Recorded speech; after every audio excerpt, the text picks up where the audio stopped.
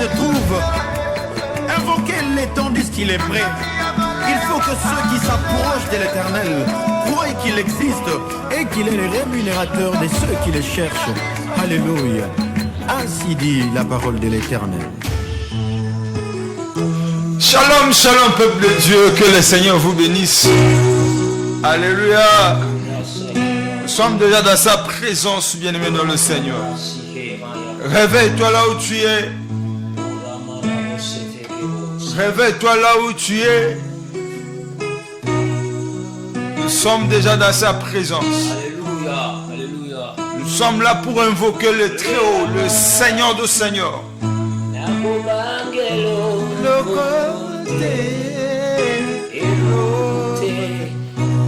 Nous sommes là à appeler tout le monde parce que tu nous savais là. Et puis ça, bango Nzamba peli ça maombi ala musabi. Nzamba peli ça maombi. Nous sommes là. Nous voulons prier. Nous voulons prier.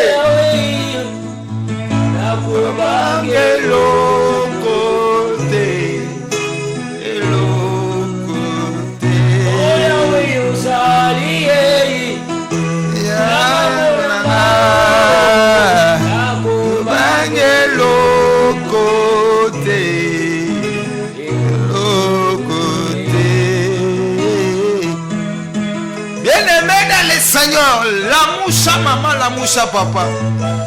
Nous sommes déjà dans sa présence. Alléluia. Avec l'atmosphère prophétique. Avec l'atmosphère de la prière. La prière ne finit jamais. La prière ne tarit jamais. La prière ne cesse jamais. Le Seigneur est près de nous.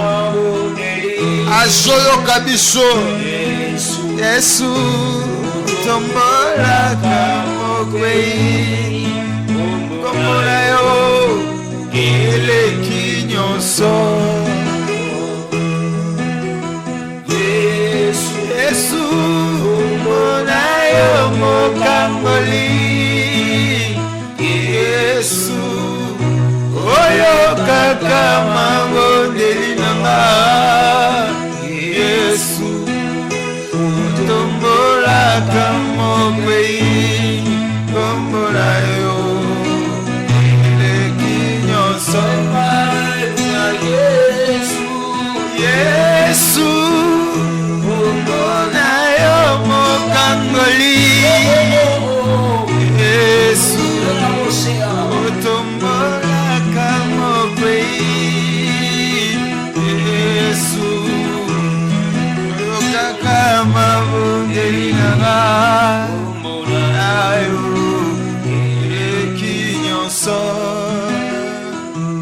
Jésus kombona le kinyoso kombona le kinyoso mani salama ye mombali salama ye mombali salama Oliwe mombali salema. Oliwe mombali salama ye mombali salama ye mombali salama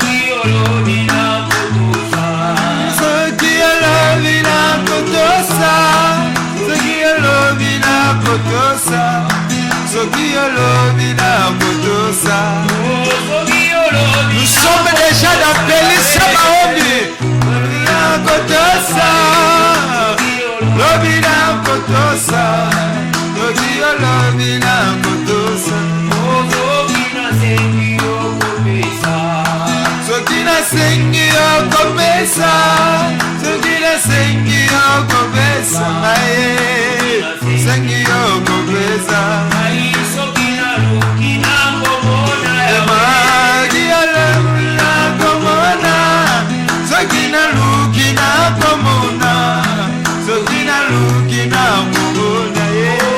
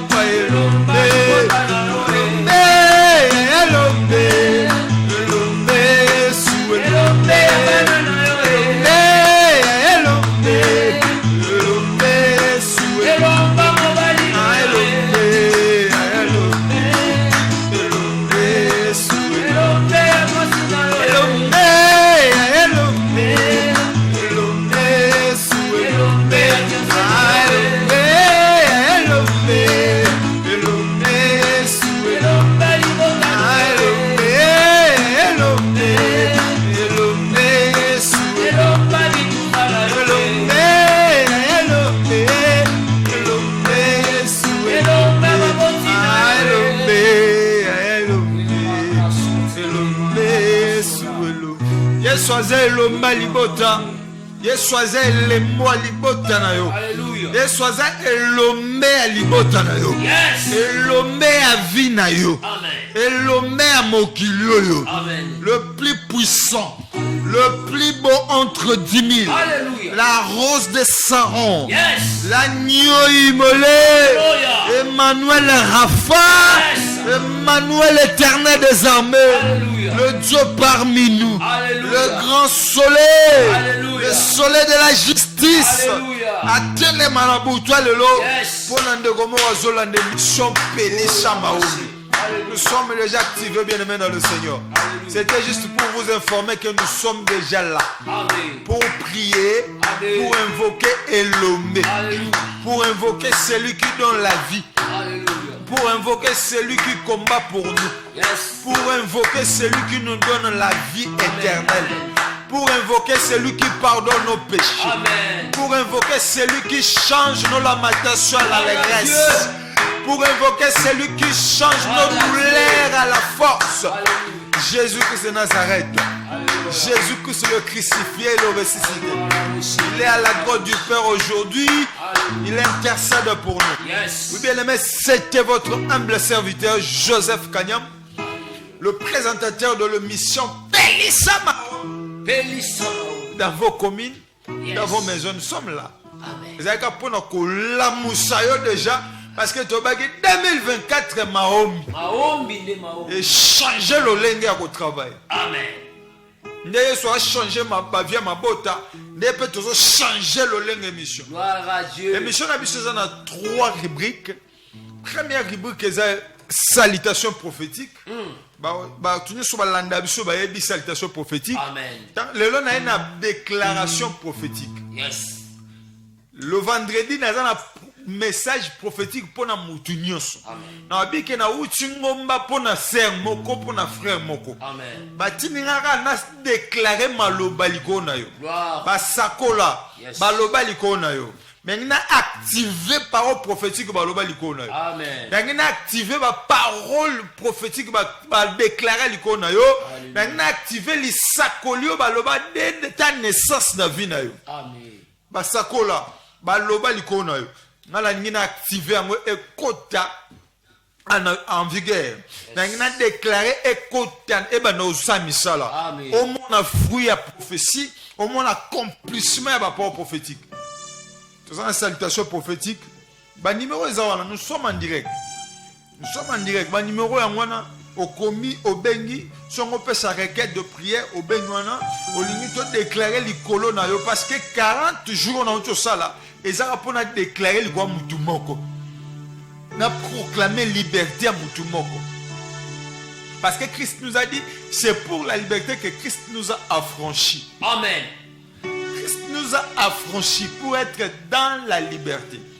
Et aujourd'hui, je veux déclarer, ta liberté est possible. Est-ce que tu crois que telle liberté est possible? Lorsqu'on invoque la liberté, on voit l'esclavagisme. Amen. C'est que quelqu'un qui était dans l'esclavagisme, maintenant qu'on libère, qu'on déclare sa liberté, qu'on prononce sa liberté. Tu as été jugé et condamné. Mais aujourd'hui, Jésus a tout payé. Amen.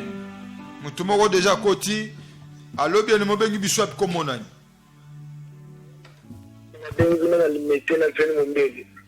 Kombo na yona ni papa na ngai. Allo? Allô? Obi kombo na ni papa. Comment on a fait? Frère Guy na limité. Nous avons déclaré pour notre frère Guy na limité. Je déclare au nom de Jésus que toutes sortes de promesses que l'Éternel t'a promis et qui s'amana dirait à 3 mois. Je déclare en tant que prophète. Na dirait 3 mois au monde na bilembo. Na vie na yo pe na liboto na parcours na ba projet na yo réussir. Na lingi soni elongwa na nzela na yo. Na nikolela elongwa na nzela na yo. Yesu sa puissance na vie na yo. Je déclare au nom de Jésus-Christ. Amen frère Guy. Na bi ke nazo déclarer 40 jours na outi za pona yo déclaration likolo na yo. Vendredi, c'est la parole prophétique. Vendredi, aujourd'hui, c'est la déclaration prophétique. Tu as 3 rubriques dans l'émission. Tu as une déclaration prophétique, tu as une salutation prophétique. Tu as une parole, tu as partagé parole. Et puis nous allons prier. Donc, salutation prophétique. Tu as une parole, partage la parole, exhortation. Et puis nous allons prier. 3 rubriques dans l'émission. Prophétie, parole, prière. Nous allons continuer. Avec ça, jusqu'à ce que soit zonga. Nous déclarons, bien aimé dans le Seigneur, que vie n'a eu changé. De sakola. Baloba parole prophétique, quoi maman moko. Likola papa moko. Le n'a eu déclaré kokisama. Amen. Alors bien aimé dans le Seigneur, ben tu sois comme on a. De quoi qu'il. Tu as déclaré confirmation, tu as déclaré accomplissement l'isakolo eza likona. Yes. Ma foute guérison eza a. Amen. Allô bien aimé, ben comme on a. Allô? Allô? Allô? Obengi biso comme on a. Allô, bonsoir. Na bengi bino na commune Ngalema na quartier Régie. La quartier Régie na commune Ngalema kombo na solution de part et d'autre. Kombo Makiese. Les solutions na biso epangini na kola yaya. Makiese Paul na Régie. Je déclare au nom de Jésus. Père Céleste, je déclare pour frère Paul. Miracle mo ekota na kati ya destin na ye. Nyonso aye fungwama au nom de Jésus. Alingete o eza kati na ye ezwa vie ya sika. Je déclare la vie au nom de Jésus. Je déclare la réussite au nom de Jésus. Je déclare succès au nom de Jésus. Frère Zambalola Akokelayo a changé lamentation à l'allégresse. Au nom de Jésus. Soignez à partage dans le au nom de Jésus. Dans le but, tu as une rubrique, il y a salutation prophétique. Tu as un mais c'est le Mao, mon Afula, Gombe, Kiringiri, Kimbanseke. Tu as posé Lingwala, Kinshasa, Barumbu, réagis, Massina, vous réagir, Chili, c'est les Maluku, vous réagir. Allô bien aimé, ben comment Allô? allô ben comment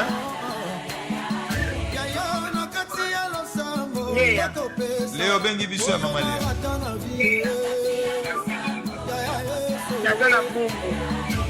Maman Léa na bumbu. Je déclare pour toi maman Léa na bumbu na déclaré pour nous que le Dieu des esprits de prophètes a le mola soni na binayo. Je déclare maman Léa na bumbu. Sur ça les simba. A déclaré que Bila Kelima Beza na vie et na pouvoir tel quoi vinayo. A déclaré que nous sur ça les récits au nom de Jésus. Na activé grâce c'est dans la carte de maman Léa. La nzambeti na carte de blanche vieille na yo au nom de Jésus-Christ. Amen. Nous continuons. Bien aimé, benga kota. Basambeli boza wapi. Nous sommes venus aujourd'hui pour proclamer ta liberté. Parce que Jésus-Christ nous a déjà libérés. Allô, bien aimé, benga mon âme. Banteke bengi comme frère. Rebouche. Que je déclare au nom de Jésus. Ministère exoal, vie katinayo, au nom puissant de Jésus-Christ.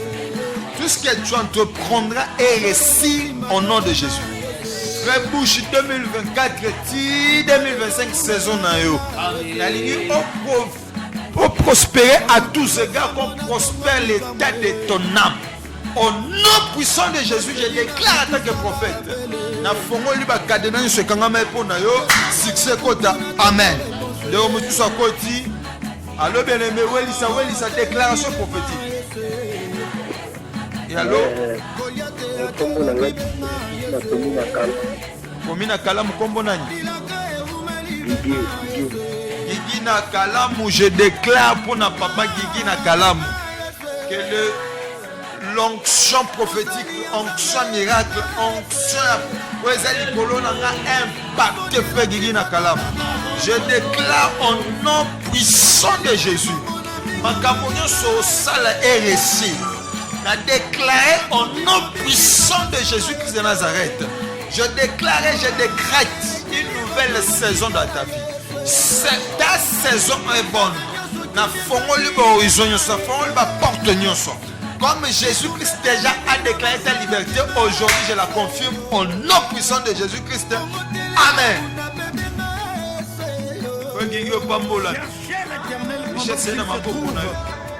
Stabilité et il est prêt.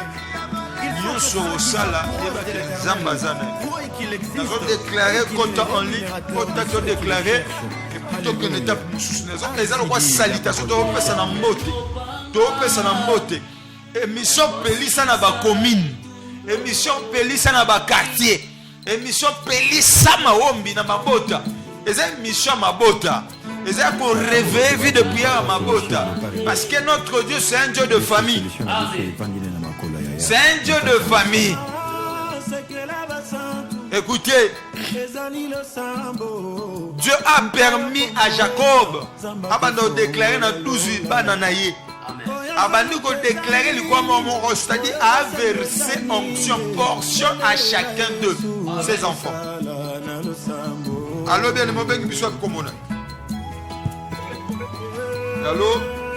Allô, bonsoir. Bonsoir.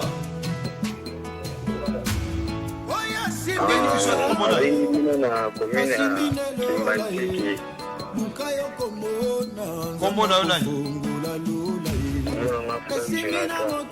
Jonathan Kimbanteki.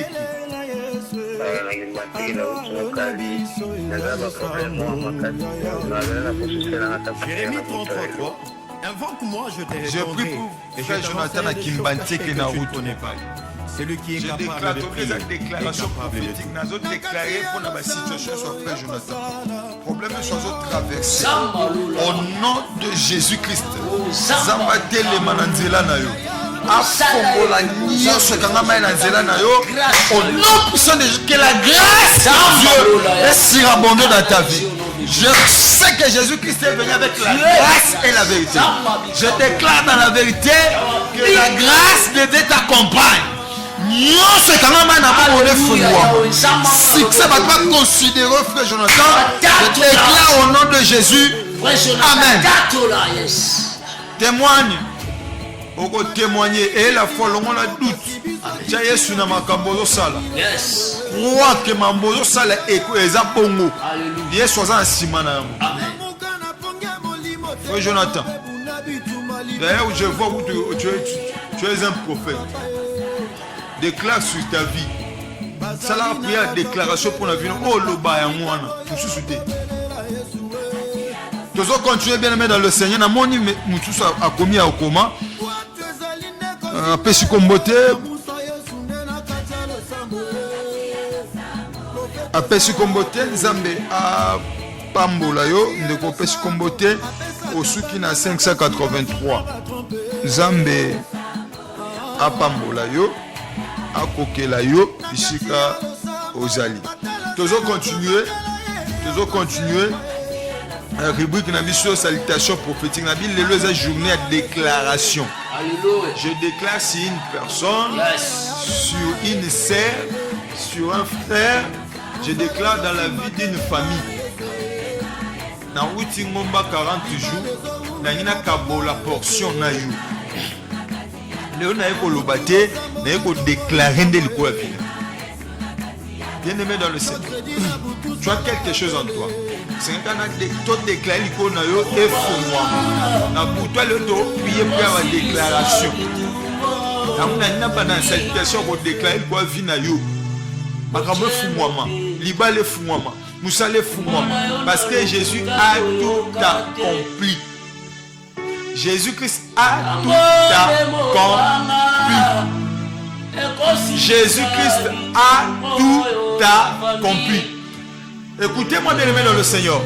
Un jour, Jésus-Christ a l'équina katie, a outaki na musala, a zolega. C'était à midi. ake na pui na kati ya Samarie. Akutani na mwasi moko samaritaine avant d'aller na pui ya Jacob. Jésus il eut soif alors qu'il peut Samarie. Oui bien le bengi biso komona. Jolie Ndonga. Jolie Ndonga. Na Bungu. Obengi biso na Bungu, komi na Bungu. Ndonga na Bumbu na déclaré pour na yo miracle et prospérité landa yo a déclaré une vie puissante.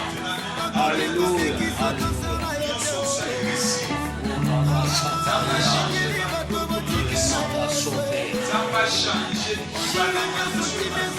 Alléluia. Yes. Alléluia. Amen. Cherchez l'Éternel pendant qu'il se trouve. Invoquez-le tandis qu'il est vrai. Il faut que ceux qui s'approchent de l'Éternel croient qu'il existe et qu'il est le rémunérateur de ceux qui le cherchent. Alléluia. Ainsi dit la parole de l'Éternel. Allô? Obengi biso komona? Frère Moïse na bandal Nzambe apambola Frère Moïse na bandal. Amen. Nzamba fongola misala Frère Moïse na bandal. Nzamba kokisa Frère Moïse na nyonso ola kakiye. Nzamba akotisa baini ya Frère Moïse soni na kati ya soni. Au nom puissant de Jésus je déclare soni na bangu na Frère Moïse na kombo na Yesu Masia. Protection Nzambe kwa vina yo. Oko échoué te. Au nom de Jésus. Amen. Amen. Frère Moïse Nabanda, tu es béni. Frère Moïse Nabanda, quoi hésite à rater, so une offrir Nzambe, quoi hésite à rater. Ça là, Nzambe, bofan de belé. Nzambe, place aux Nzambe là. Pourquoi pas? Au moins, on Nzambe en dossale là. Alors bien, les mots bien qui soient comme on a. Comment on a frère Théophile Kachala Nazana Bungu. Théophile Kachala na Bumbu, il a déclaré au nom de Jésus. Le Dieu Tout-Puissant, le Dieu qui écoute la prière de ses serviteurs. Amen. A pambola frère na Bumbu a changé nyonso na kati ya vie na epe na kati ya santé ministérielle na ye. Dans le nom puissant de Jésus-Christ, que le Dieu des esprits de prophètes a changé nyonso na ndeko tungisa yo et comme sengo au nom de Jésus-Christ. Amen. Obengi biso komona. Na bengi bino na njini. Kombo na yo? Frère Kialunda. Frère Daniel. Frère Daniel Nanjil. Na sambeli pona Frère Daniel Nanjil miracle mo ekota na ndako Frère Daniel. Ekota na destinée na yo, ekota na nyonso zo sala, ekota na kati ya bandeko na nyonso. Étoile oya bino epela na libota na bino na kombo na Yesu Masia Nzambo salelaka, Nzambo sambelaka akanisa yo na 2024. Je déclare au nom de Jésus mo fongwami na kati na yo au nom de Jésus-Christ. Amen. Mususu akomi lisusu. Bonjour frère na sepeli na mate ya nabio ngai frère Mboshi. Batu ya misala mabe bazolinga ngai te. Pona lukaka yango babwakeli ngai malade. Merci. Mais nazali na kondima ete Nzambe ya likolo akosunganga. Eza ngai frère Ogi Egli. Ogi Nzambe ageri yo. Nzambe akotia guérison na kati na yo. Nzambe ayokisa banguna na yo soni. Nzambe a cloué ba domination ba autorité nyonso ba telemi liboso na po okoka na destinée na yo te. Nzambe kitisa ba pa matisa yo. Au nom puissant de Jésus-Christ. De loin j'impacte ton corps, impacte ma colonne, impacte santé na yo. Malade nyonso ba lutiaki na longoli ya lokola rideau. Dans le nom de Jésus, que le sang puissant de Jésus-Christ est pénétré au sommet de ton crâne jusqu'à la plante de tes pieds. Au nom puissant de Jésus-Christ. Amen. Oui, tu vas continuer. Benga, comment tozolinga ke tokota na kati ya bisolo tokosolola partage ebongo tosambela tozana bina za plateau nga moko te. Je suis avec le prophète Daniel. Zambe apambola le prophète Daniel aye ko accompagner émission Pelissa. Oza prophète. Oza na apostole le kananga na osambela na biso na plateau oyo. Ba numéro ezana okomeli biso ko atobengi okoyamba nga moko ngande mu présentateur ngande visionnaire ya émission Pelissa. So ozwa grâce ya kosakola obengi okomeli biso tokosolola en particulier pour te ba neni ya replacer na programme ya nuit de prière na ya maraba prophète tout na plateau. Allô bien-aimé dans le Seigneur, bengi biso comment là? Allô, bonsoir. Bonsoir madame.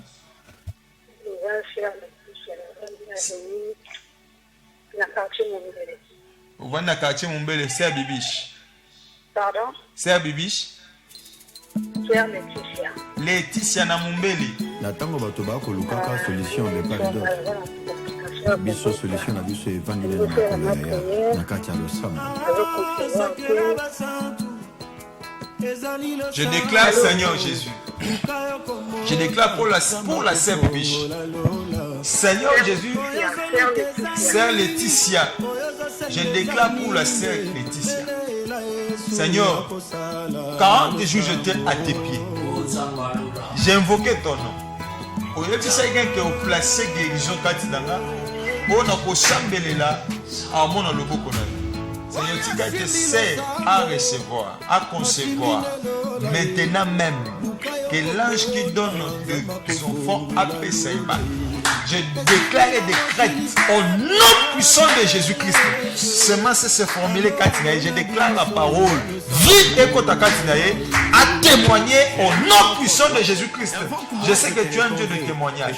Témoignage Kota Katinaye. L'élo n'est pas formula. Le n'est pas compliqué Katinaye. A déclaré vie au nom de Jésus-Christ. Amen. De kota en ligne saturation za makasi bande oni sozo ko kota yo benga ka ti ko koto ko yamba yo toza en direct eza ya rediffusion te toza en direct na dit que tu es ko déclarer ko kabola onzamba pesinga ina yo pa pesinga pona to kabola ngona yo 40 jours na to sala na ngomba to partager ngona yo.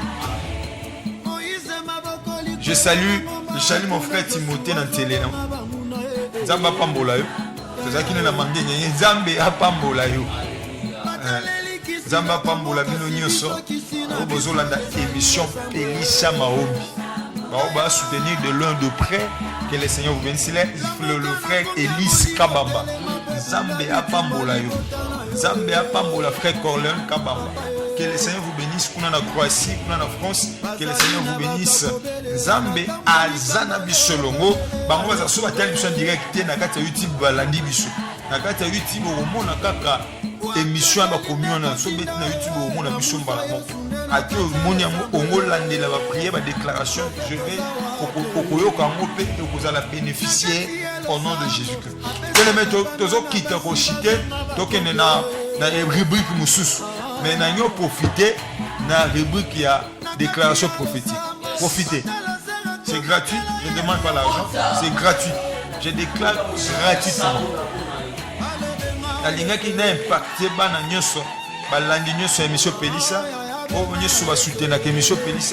Je suis venu pour vous impacter de la part du Seigneur.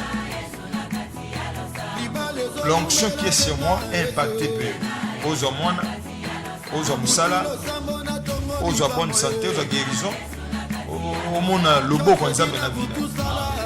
Mais bien aimés dans le Seigneur, nous sommes créés pour ça.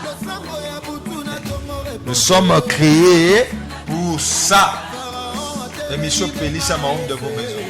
Donc que chaque commune toujours qui nous planter groupe d'intercession Pelissa dans chaque commune. C'est déjà projet pour ma bota pour que le famille va profiter na kati ya prière intense. L'émission Pelissa est organisée chaque fois. Batebe bazo kokoya te po baza misika na ngina bando chon na chaque commune.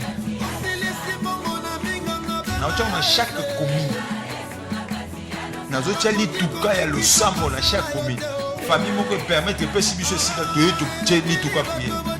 Na chaque commune je dis. Pourquoi pas dans chaque quartier? Et monsieur peut dire ça. Nous bien dans le Seigneur toujours continuer continuer au benga.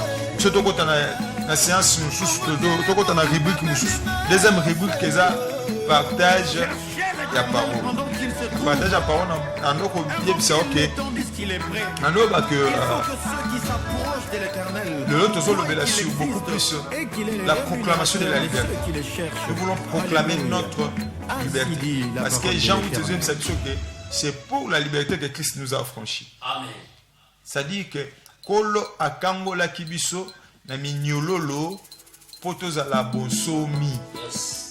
Potos à la libre pour ne pas être sous la servitude, pour ne pas être sous contrôle ya ba démon, pour ne pas être sous contrôle ya ba géant mabota, ya ba principauté parce qu'à l'objet que nous ne combattons pas dans la chair ni dans le sang. Mais nous combattons avec les esprits méchants dans le lieu céleste. Nous combattons avec les esprits méchants dans le lieu céleste. Mais les esprits méchants que nous combattons avec, le Seigneur nous a déjà donné la victoire. Abi, par son sang, il a effacé, dans Colossiens, il a effacé tout acte dont les ordonnances nous condamnaient. Amen. C'est-à-dire qu'il a effacé il a effacé la loi à Libota. Il a effacé la condamnation à Libota. Tout ce qui nous condamnait est comme qui n'a charge. Amen. Pour condamner biso et comme il n'a charge. Le biso tokoki ko vivre sous terre na katia servitude. Si vous croyez à cette parole, vous êtes des hommes libres. Amen. Comment un chrétien qui prie, qui ne croit pas, il ne croit pas qu'il est libre? Frère Mboshi, nous avons déjà déclaré, Frère Mboshi, tout ce déclaré pour notre santé, Nzambe a visité. Que le Seigneur vous bénisse. Tozotanga mukanda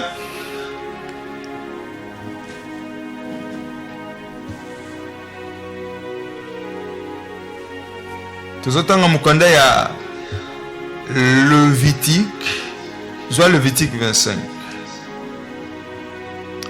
Lévitique.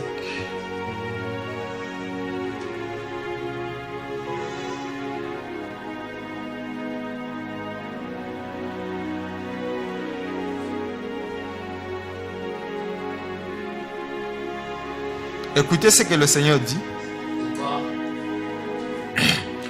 L'Éternel parla à Moïse sur la montagne de Sinaï. Amen. Et dit: parle aux enfants d'Israël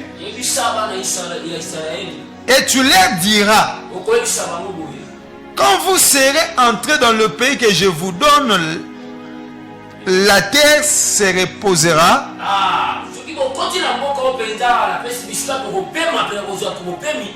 Ce sera un sabbat à l'honneur de l'Éternel. Pendant 6 années, tu ensemenceras ton champ. Pendant 6 années, tu tailleras ta vigne. Et tu en recueilleras le produit.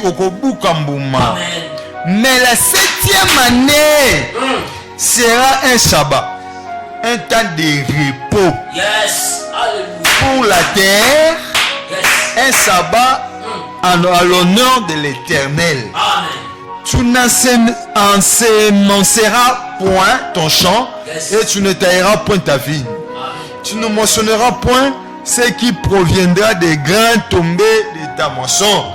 Et tu ne vendangeras point le raisin de la vigne non taillée. Sera une année de repos pour la terre. Alléluia. Ce que produira la terre pendant son sabbat vous servira de nourriture Yes. à toi, à ton serviteur et à ta servante, Amen. à ton mercenaire et à l'étranger qui demeure avec toi, à ton bétail et aux animaux qui sont dans ton pays.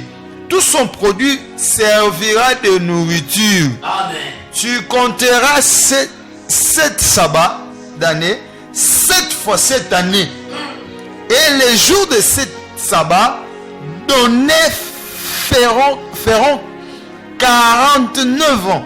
Alléluia. Donc, tu compteras 7 sabbats d'année, 7 fois 7 années, aujourd'hui 7 fois 7, Vraiment. et les jours de 7 sabbats donnés feront 49 ans. Yes. Alléluia. Le 10e jour du 7e mois, tu feras retentir les sons éclatants Amen. de la trompette le jour d'expiation.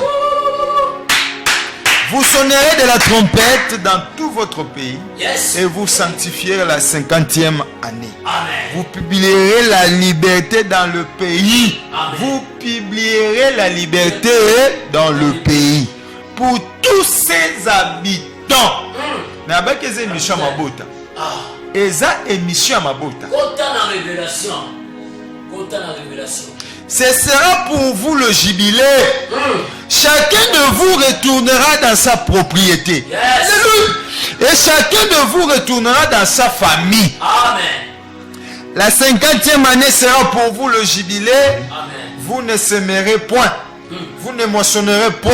Alléluia. C'est que les champs produiront d'eux-mêmes. Et Voilà. vous ne vendangerez point la vigne non taillée. Voilà. Car c'est le jubilé.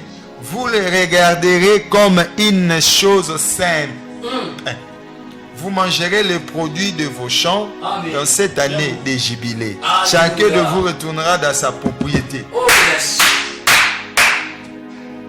Que le Seigneur vous bénisse. Amen. Bien-aimés dans le Seigneur, la Bible est tellement claire. La Bible nous explique qu'il y a un temps pour tout. Eza tango mpona nyonso. Un temps pour tout. Tango. Il y a un temps de travailler. Eza na tango Il y a aussi un temps du repos. Eza na tango ya mopembi ya mopembi. Il y a un temps tu étais esclave. Eza na tango ozalaki mowumbu. Il y a un temps que le Seigneur t'a présenté comme libre. Ye lokola pinisi yo sikoyo okomi moto ya kimia ya mopembi. Il y avait des esclaves américains, les esclaves noirs américains. ezalaki mpenza na bawumbu mpenza ya bakuna na bamboka baaméricain. Mais il y avait un Américain qui s'est levé pour libérer les autres. Alléluia. ezalaki na américain moko atelemaki mpo te ye Cet Américain s'appelait Abraham Lincoln. américain wana Abraham Lincoln était américain, noir américain. Alors là, il voyait comment les esclaves noirs étaient dans la souffrance. Il voyait les frères noirs étaient esclaves de l'homme blanc. Ils souffraient dans l'esclavagisme. Et Abraham Lincoln a déclaré ceci. Il a pris décision. Lorsqu'il a vu le passé dans la prison, il a dit ceci. Abraham Lincoln dit ceci. Le jour où je serai président, le jour où je serai président de ce pays, je signerai pour l'émancipation des Noirs. Nako signé mokanda, ils ont déclaré liberté à Baïndo, liberté à race noire. Et le jour où Abraham Lincoln est devenu président de l'Amérique, c'était, si je ne me trompe pas, en 1963. Abraham Lincoln est devenu président aux États-Unis d'Amérique. Abraham Lincoln a déclaré que tous les hommes noirs qui soient libres. Je m'imagine l'autre fois, dans Mbassale Nazar quitté. Mais je suis en train de penser, de revoir comment ezalaki. Nayebi quand l'homme blanc a nyokola mutu, a comme ça lingaka silisa même na makila na kata chair. Vraiment. Parce que l'esclavagisme à l'homme blanc eza loko la sorcellerie à l'homme noir. Donc sans mawa, eza mawa. Tant on a pini, tant on a bébi sa vie na yo, on rend compte que aux andeko na ye, on rend compte que aux faire partie de la famille, on rend compte que tu es utile dans la société, on rend compte que tu es utile dans la famille. A connu jusqu'à ce que au coup faut tika mon kilo. C'est ça la souffrance de l'homme blanc. Mais Abraham Nikon a déclaré. Et c'était l'autre fois si ceux qui ça va croiser la race, prophète. Ça va croiser la race. Ceux qui l'homme noir a péché semence, caoutchouc n'a été péché semence n'a été pour croiser la race. Ce qui s'est corvé tu vas vomir. C'était la souffrance terrible que l'homme noir a vécu aux États-Unis. Lorsqu'Abraham Lincoln est passé au prêcheur, directement a signé que tous les prisonniers noirs battent l'esclavagisme. J'imagine, lorsqu'un prison, bien aimé, un prisonnier a besoin de la liberté. Un prisonnier a besoin de la liberté. Yes. Un prisonnier n'a pas besoin de ton argent. Pas forcément. Un prisonnier n'a pas besoin de ta nourriture. Pas forcément. Mais un prisonnier a beaucoup plus besoin de la liberté. Qu'il soit libre. Bien aimé, Moni Bato Bazolo Bawana que le combat spirituel n'existe pas. Non, non, besoin de révélation vie na bangote. N'a besoin de révélation vie na bangote. Et ils disent si Jésus-Christ qui combat spirituel existait comme ça, il y a 60 épouses et ça vide. Non. Vraiment. Non, bien aimé, laisse-les penser comme bongo. So quand ça bon au monde na le lengo wana oza libanda Yesu Masi. On comprendre. On comprendre. Écoutez-moi. Jésus-Christ était la lumière du monde. Jésus-Christ était le chemin, la vérité et la vie. C'est-à-dire il était le chemin qui nous amenait vers la vraie vérité. Le vrai chemin qui nous amène vers la vie, vers Dieu. Parce que Jésus-Christ était la parole faite chair. Jésus-Christ était le peu flamboyant qu'on agitait dans le jardin sur les 4 anges. Amen. Le chérubin qui agitait le peu au jardin d'Éden, c'était Jésus-Christ. C'était Jésus-Christ. Les 4 épées là, les 4 anges qui agitaient le peu, c'était Jésus-Christ. Na image à l'iloba. La image à l'iloba. Parce que la parole de Dieu a 4 langages. Alléluia. Selon 1 Corinthiens, chapitre 14, verset 6. Amen. La parole de Dieu a 4 langages. Premier langage dans la révélation, dans le prophétique, dans la doctrine et dans la connaissance. Tout ça symbolise la parole de Dieu. C'est la parole, l'image de la parole. Et cette parole, c'est Christ. C'est Christ Jésus.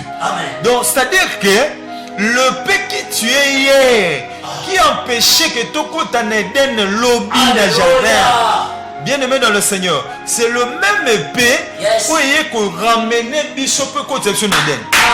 C'est Jésus-Christ. C'est Jésus-Christ. C'est-à-dire Jésus-Christ nous a amenés pour te zoomer dans le jardin. Jardin c'est quoi? Jardin c'est la terre promise. Jardin d'Éden c'est le ciel. Jardin d'Éden c'est là où l'Éternel t'attend. Ton jardin d'Éden na sama beleza au continent la saison ya bénédiction na yo. Et nous ya mwana. Pour arriver en Éden, il faut de paroles prophétiques. Il faut une révélation. Mais écoutez-moi, bien-aimé dans le Seigneur. Éden d'Israël c'était où? Éden à Israël c'était l'air Cana. Pour eux Éden na bango zali Cana. De ce côté Cana au monde tu vas continuer pendant na katia. Très profond, papa. Écoutez-moi bien aimé dans le Seigneur. Amen. lorsque le peuple israélite va continuer à Canaan, c'est-à-dire va continuer à terre promise, va continuer à belle à bénédiction à Bango. Mais il a fallu que Zambatinda Moïse a kotisa Bango. Quand Moïse a commis l'anzela à ce qui je sois hier à kotisi Bango. Je sais que signifie je suis. Je sais c'est Jésus-Christ. Amen. Hein? Jésus c'est le Seigneur Jésus-Christ. Il fallait que Josué accorde ce peuple Israël dans la Canaan, dans la terre promise. Il fallait pas côté la terre promise. Mais il a fallu pour pas la terre promise, bakutani na ba miskada ndenge na ndenge. Bakutani na ba Jibicien. Bakutani na ba Éphésiens. Bakutani na ba fils d'Anak. Le géant. On va dire qu'il na kati ya mboka wana. Bakutani na ba ndenge na ba race ndenge na ndenge, il fallait ba conquérir ba ville nyoso ba boto la prophète. Il fallait pas boto la ville nyoso mais ba boto la qui a monté na maloba. Alléluia. Parmi tout. Mais je suis était parmi eux. Je sais qui est l'image de Christ. Il était parmi eux. Amen. Il était parmi eux. Bien aimé, le combat spirituel, il faut avoir la révélation. Amen. Si tu n'as pas la révélation, comment tu as dit solo en athée? Yes. Comment tu as dit solo en athée? Le combat spirituel existe. Combat spirituel existe. Parce que esa réalité mutazo vivre na kati ya chemin ya destin na ye. Il faut unango, mais pas sa propre force, mais par l'intervention divine, par l'intervention de Dieu, Jésus-Christ. Amen, amen, amen, amen, amen. Par Jésus-Christ. Écoutez-moi. Jésus-Christ a dit le babou. Sans moi, vous ne pouvez rien faire. Sans moi, vous ne pouvez rien faire. Jésus-Christ savait qu'il était la parole créatrice. La parole qui a créé toutes choses, c'était Christ Jésus. La parole qui a changé l'eau en vin, c'était Jésus-Christ. Jésus-Christ savait que la parole qui a créé Adam et Ève, c'était lui. La parole qui a appelé à l'existence tout ce qui n'existait pas, c'était lui. La parole qui a changé le ténèbre en lumière, c'était lui. La terre était informe et vide. Oh yes. La première lumière, qui éclaira qui, c'est pas qui joue. Et c'est pas que Moïna Boutou, c'était lui. Alléluia. Gloire à Jésus. Merci pour cette révélation. Écoutez-moi bien aimé dans le Seigneur. Le combat spirituel existe. Mais tu as plus que vainqueur. Parce que Jésus-Christ a l'homme qui nuance. C'est la croix.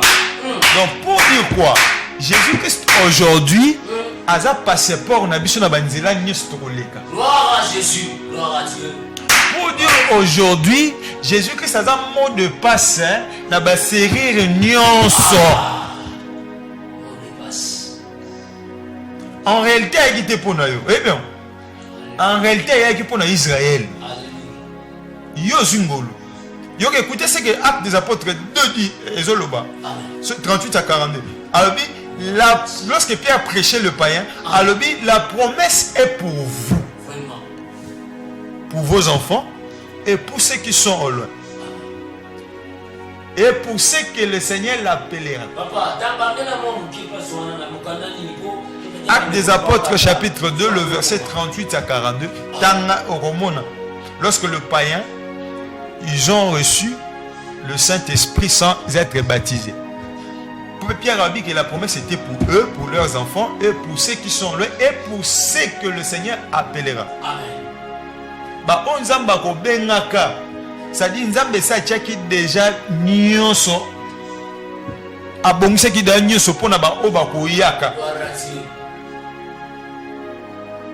Donc il y a tchaki déjà abongisa ki tout. So to kutango déjà, so to déclarer ka komone ba le sali est dans aucun autre nom. Le salut est dans le nom de Jésus.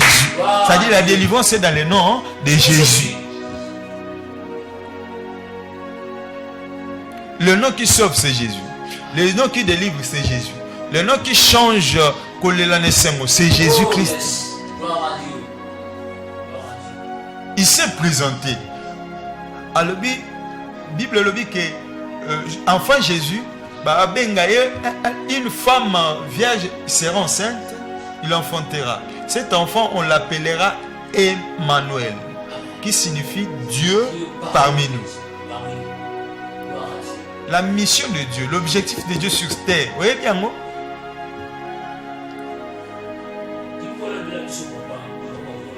Toko, continue pour le vendredi, on comprend que Jésus-Christ, nous allons que ça ne coulusu, avec kokisa nyonso, avec le roi qui contient hôtel et délivrance pour na créature nyonso, de génération en génération. Amen. Autrement dit, prophète, autrement dit que lorsque le serpent a mordu la femme et son mari dans le jardin, Jésus-Christ est venu comme médicament, comme remède pour na pota ozokisa onyoka zokisa ki Adam et Ève. Mutunyo so simba plante wana qui est Jésus-Christ à Kobika. Celui qui mangera de cet arbre de vie aura la vie. C'est Jésus-Christ. C'est lui qui mangera.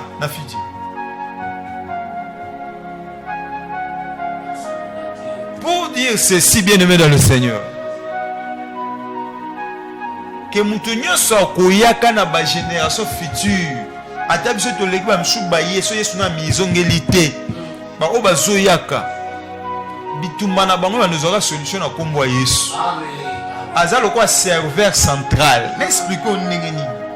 Alors quoi serveur central. C'est-à-dire quoi? Serveur central dans le bassin c'est. Oui, tant tout ça que l'élection. Biso to ando que voter na ba urne. Mais il y a un au nom de le président Seni. Il y a un qui a mon enregistré dans le serveur. Il y a une information. Ça m'a dit. Donc c'est Jésus-Christ. Il y a un serveur central dans le biseau. Nous sommes dans mon poste. La prière est dans ça. Et comment tu ça?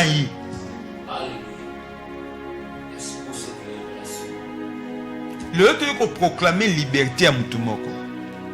Nous proclamer liberté. Chaque fois nous sommes accablés. Écoutez-moi bien aimé. Première chose, et qu'on empêcher aux à la liberté, c'est le doute dans la foi. Lorsque tu as la foi, il ne faut pas douter. Deuxième des choses, l'incrédulité. Troisième des choses, c'est le péché. Le péché nous accable. Le péché nous éloigne devant la face du Seigneur. Le péché nous prive de la gloire de Dieu. La Bible dit que le salaire du péché c'est la mort. Et le don gratuit c'est la vie éternelle en Jésus-Christ. Hein frère? C'est, écoutez-moi. Lorsque Adam a péché dans le jardin, Akimi, Akebatama Yesu, Akebatama Nzambe, Akaski Nzambe Amonete, Abosa qu'il est le soleil de la justice. Lorsque le soleil apparaît en câblant, Moya Makache Bibi, Azwa Kini va faire à figuer à l'ati. Azwa va faire à figuer à l'ati. Tant où Nzamba Kiti, pendant parcourir jardin chaque fois, Aya tout ni aux arbres, on a batami. Obataminin allez qui déjà vraiment mais tant mazo bima boye makasa nyoso alataki na nzoto sani e kauki makasa e kauki ndeba bomi nyama balatisiye pour soigner pour na couvrir nyama o baboma ki po balatise nyama po balati pour elamba wana ya poso C'était quoi? C'était quoi? Parce que le figuier en Ophinica, surtout plutôt quand on a parole prophétique, quand on a la révélation, on verra que le fait de figuier, ce sont les œuvres de la loi. Alléluia. Moi j'ai connu, Paul dit que j'ai connu le péché qui est par la loi. Alléluia. Si tu vis encore dans le péché, c'est impossible de proclamer ta liberté. Le fait de figuier, c'est aussi les œuvres de la loi. C'est-à-dire les œuvres du péché, les œuvres de la chair. Bien aimé. Lorsque tu vis encore dans les œuvres de la chair, lorsque tu es encore contrôlé dans les œuvres de la chair, c'est pratiquement impossible. Yesu nous ala munene na kati na. Amen. Yesu azala kwa lumière kati ya mutu. Lorsque vous vivez dans l'œuvre de la chair, lumière wana ezokonda, wana ezokufa. Lorsque vous vivez dans l'œuvre de l'esprit, lumière wana ezomata. Tu es Galates 5:22. Tu le sais bien, autant que bien. Lorsque Adam a péché, il a dit qu'il a fait un figuier. Il a fait un figuier dans l'œuvre de la chair. Et il y a raté la soleil de gloire qui est Dieu. Il y a raté la Nzambé. Il y a raté la Mouya Molimo Santo. Et quand l'Éternel a vu que Adam était couvert de feuilles de figuier, le Seigneur a dit qu'il est bon. Adam, c'est toi et moi, bien-aimés dans le Seigneur. Autant nous vivre l'autre fois dans le péché, dans l'ivrognerie, dans le mensonge, dans l'impudicité, dans la cupidité. L'autre fois, on vivait là. C'est-à-dire, tu vas se couvrir dans la feuille de figuier. Mais l'autre fois, quand Dieu a envoyé sa parole, lorsque Dieu a adressé à Adam, il a couvert Adam na poso ya nyama. Poso ya nyama c'était agneau de Dieu. C'est Jésus-Christ, c'est la croix. Yes. Mikabaki na ye po na yo na ngai. Apesaki nzoto na ya tika kango bolumbu po na yo na ngai. Poso na ye ba déchiraki yango. Yamano komona mukanda Luc prophète, Luc chapitre 1 le verset 78, et je le que grâce aux entrailles de sa miséricorde, le soleil nous a visités dans Par là nous comprenons que le Seigneur Jésus s'est déchiré à la croix. Amen. Pour que tous allons sauver. Pour ce on a se déchiré, pour ce on a l'attissé qui biso. C'est-à-dire, à une nature naïe à couvrir biso. Parce que le soleil il frappera quand il va faire de figuier. C'est-à-dire, Nzambe, il est contre le péché. Amen. Il est contre les œuvres de la chair. Si tu veux proclamer ta liberté, répands-toi. Amen. Donc ça est dans mon thème. Yes. C'est ça pour ça le but qu'on a. Donc ça est sur mon thème. Répands-toi. Nous allons déclarer aujourd'hui. Balobi que vous travaillerez cette fois 7 jours qui fera 49 ans. Mais les 50e année sera pour vous une année de repos. Yes. Vous sonnerez de la trompette.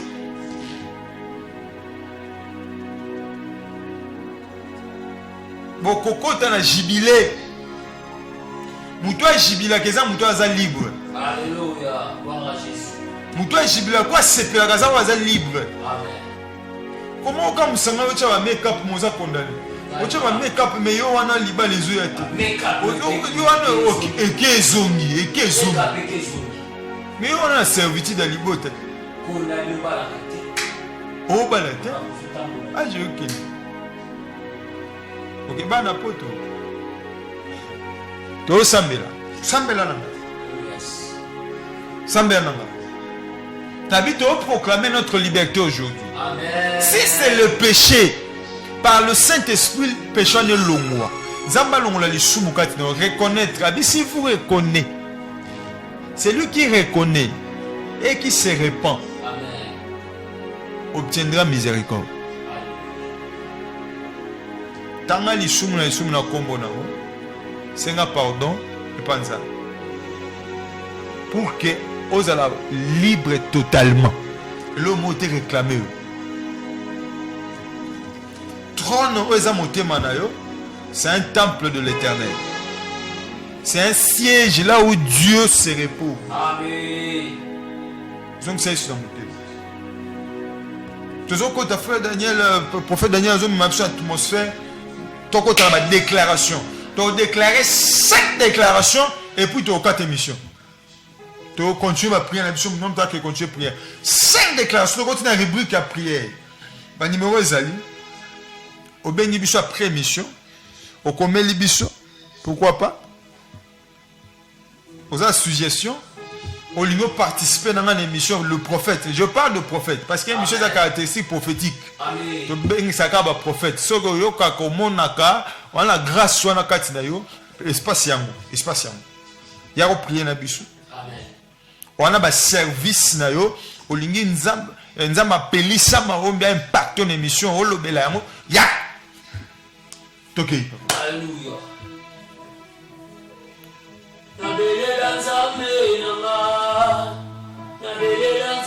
Oh Jésus! Nabelela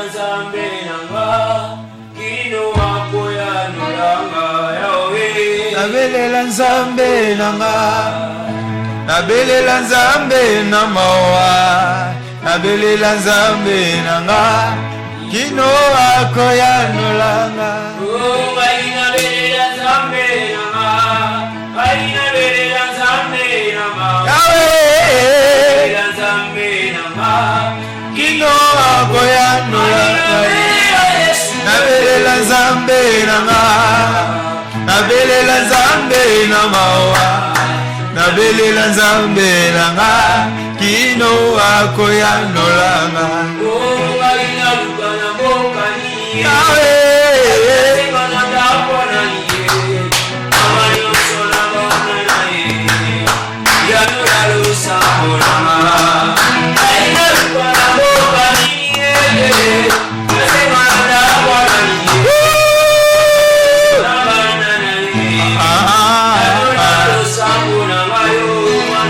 Nabelela nzambe nanga, nabelela nzambe na mawa, nabelela nzambe nanga, kino akoya nolanga.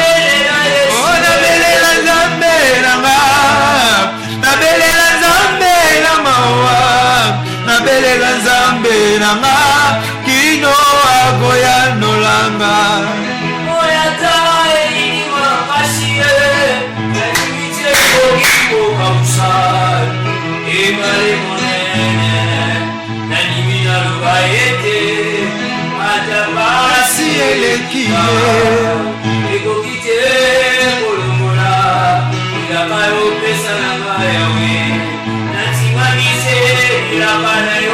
Nabelela nzambe nanga, nabelela nzambe na mawa, nabelela nzambe nanga, kino akoya nolanga.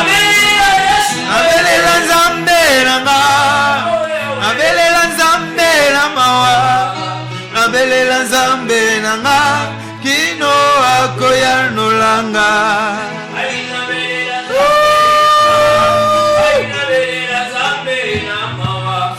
Nabelela nzambe nanga, kino akoya nolanga. Nabelela nzambe nanga, nabelela nzambe na mawa, nabelela nzambe nanga, kino akoya nolanga.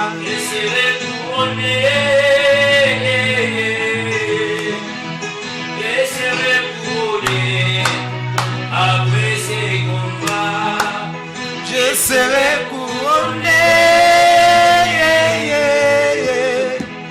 je serai couronné après ces combats. Je serai couronné, je serai couronné après ces combats. Je serai couronné. Je serai couronné après ces combats. Yahweh, Yahweh nanga yokumama.